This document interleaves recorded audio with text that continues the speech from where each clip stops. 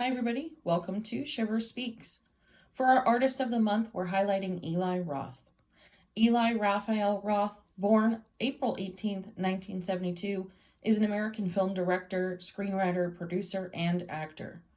Roth was born the middle of three sons in Newton, Massachusetts, to Sheldon Roth, a psychiatrist and psychoanalyst and clinical professor at Harvard Medical School, and his mother Cora, who was a painter. Roth began shooting films at the age of 8 after watching Ridley Scott's Alien in 1979. He and his brothers Adam and Gabriel made more than 100 short films before he graduated from Newton South High School and then attended film school, the Tisch School of the Arts at NYU, New York University.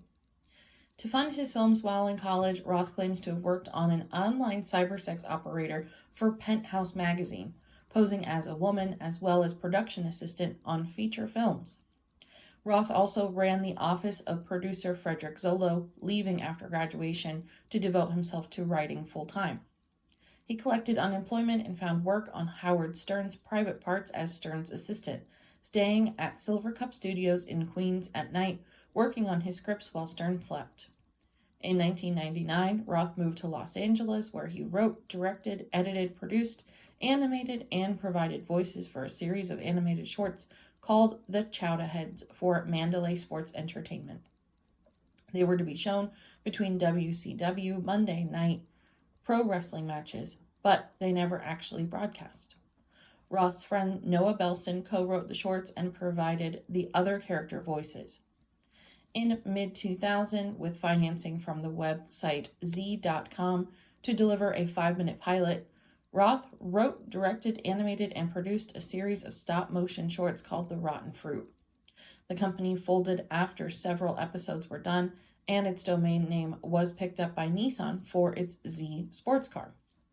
A portion of Roth's work from The Rotten Fruit was done at the Snake Pit Studios in Burbank with miniature sets, posable clay, foam fingers, 2 high-end digital still cameras, and a pair of Macintosh computers.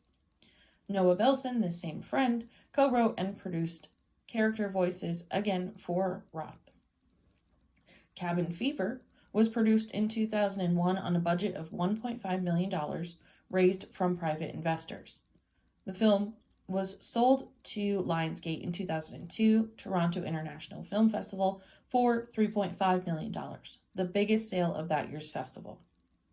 Released in 2003, it was Lionsgate's highest grossing film of the year, earning $22 million at the U.S. box office and $35 million worldwide.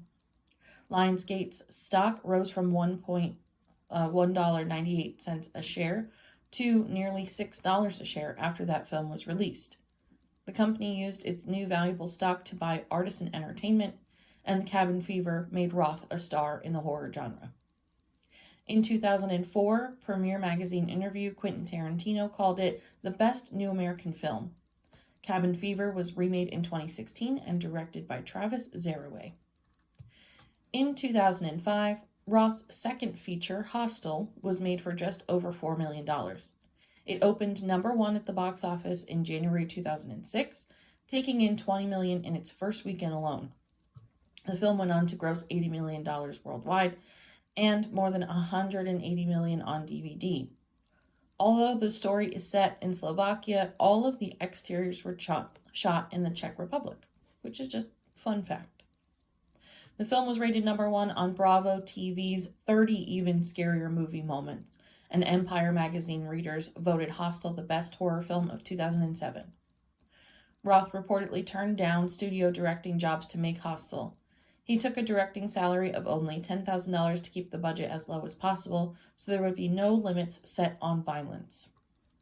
In January of 2006, film critic David Edelstein in New York Magazine credited Roth with creating the horror subgenre torture porn, using excessive violence to excite audiences like sexual acts do.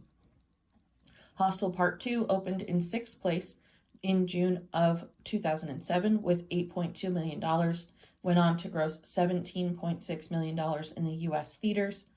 The film, which cost $10.2 million to make, earned $35 million in theaters worldwide and $50 million on DVD and pay television. Hostel Part 2 was nominated for 6 Spike TV Scream Awards, including Best Horror Film and Best Director. It was on Entertainment Weekly's list of the 20 best horror films of the past 20 years. In 2009, Roth produced the horror film The Last Exorcism, originally titled Cotton, which was directed by Daniel Stam. The Last Exorcism cost $1.5 million to produce, and it opened at more than $20 million in U.S. sales, earned number 1 opening spots in Canada and the UK.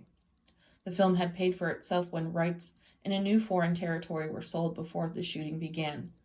It earned over $40 million in box office in the United States and $70 million worldwide. In a 2013 interview with The Guardian, Roth indicated that he had suspended work on endangered species to focus on 2013's The Green Inferno.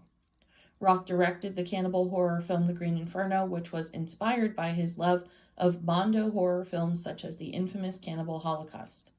The Green Inferno was criticized for its portrayal of indigenous people as cannibals and was described as the new low in racist filmmaking by People's World. In 2014, Roth produced and starred in the American supernatural horror film Clown and had the role of Frowny the Clown.